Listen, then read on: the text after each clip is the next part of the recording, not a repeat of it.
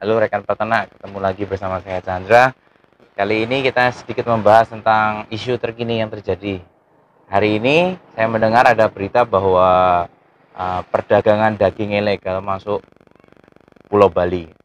Yang awal-awal dulu waktu terkena ASF, area Bali mungkin November 2019, awal-awal antara Medan sedang terkena wabah, itu ada beberapa kontainer, satu mobil box 2-3 ton masuk Pulau Bali. Waktu itu harga di Bali masih tinggi, jadi ada area yang drop. Jadi sepertinya ada fenomena orang memanfaatkan oportunis di saat kejadian wabah. Buat saya ini banyak sudut pandang.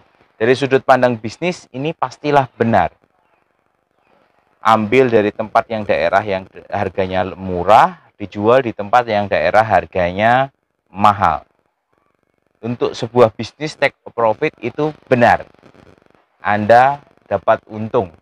Tapi dari segi peternak itu bikin kamu nularin penyakit. Kamu bawa daging yang nggak tahu itu dari daging yang kalbinya sehat atau dagingnya sakit. Kamu pindahin ke area yang harganya itu di sana mahal. Sekarang oke lah, sekarang di Bali memang sudah pernah terkena. Bagaimana kalau di Bali itu dagingnya didistribusikan di daerah-daerah yang kemarin sempat tidak kena wabah? Bali belum semuanya kena, bro. Kalau semua kamu distribusiin daging dengan kualitas yang kita tidak tahu kesehatannya, tanpa surat lagi, dan terkait itu akan menyebarkan penyakit baru di daerah baru, ataupun membuat gelombang kedua penularan wabah. Jadi kalau di sudut ekonomi, wong SE sarjana ekonomi ngitung ya profit, Cuk. Tapi kalau dari segi animal health, kalau dari segi penyebaran penyakit dan wabah, kalau dari segi legalitas, itu semua perlu masih diwacanakan. Jadi tolonglah para jagal, para trader daging babi. Memang untung, tapi untung ini sesaat. Kalau diteruskan, peternak babi nanti semuanya mati babinya. Apalagi yang mau dijual, apalagi yang mau diperdagangkan, tinggal kandang kosong. Marilah kita sama-sama bijak. Ayo memikirkan bisnis itu long term, bukan short term. Memikirkan bisnis jangka panjang. Jangan mau kaya sendiri, jangan mau kaya tapi nginjek orang lain, jangan juga mau take benefit di dalam setiap wabah. Tuhan tuh nggak pernah diam, Tuhan juga nggak buta. Semuanya dihitung, baik dan buruknya. Pasti nanti akan ada balasannya ketika memang Anda semua ambil keuntungan tapi tidak memikirkan kepentingan banyak orang, kepentingan orang lain.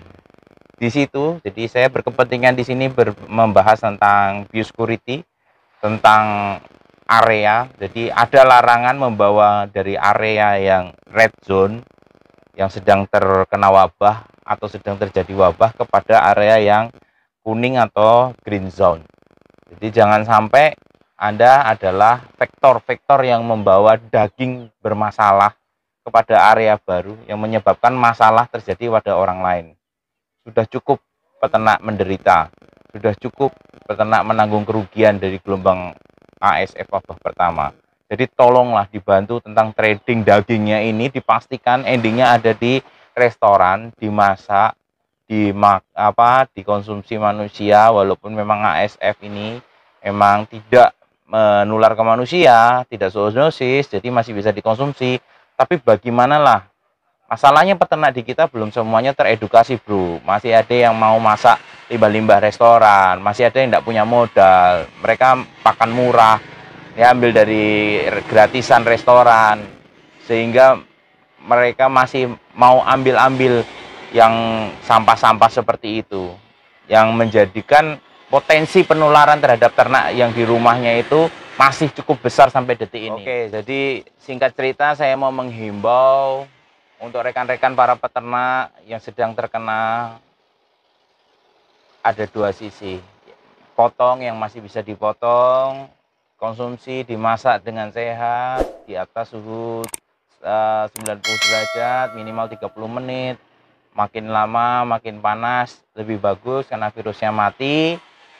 Usahakan kalau tidak terpaksa sekali, limbah-limbah restoran, limbah-limbah rumah itu janganlah digunakan untuk strategi pakan ke peternakan Anda. Kalau kena wabah juga belum banyak bantuan dari pemerintah, belum banyak bantuan dari swasta, jadi kerugian ditanggung sendiri. Terlebih lagi kasihan ketika teman-teman yang tidak memanfaatkan limbah restoran yang udah benar jaga biosecurity, tapi karena Anda tetangganya, Anda menularkan penyakit kepada peternak yang tidak bersalah itu tadi. Betapa piciknya Anda memikirkan perut sendiri, kekayaan sendiri, tapi beresiko untuk orang sekitar Anda. Jadi marilah jadi insan yang menjaga hubungan silaturahmi, jaga horizontal hubungan ini dengan baik.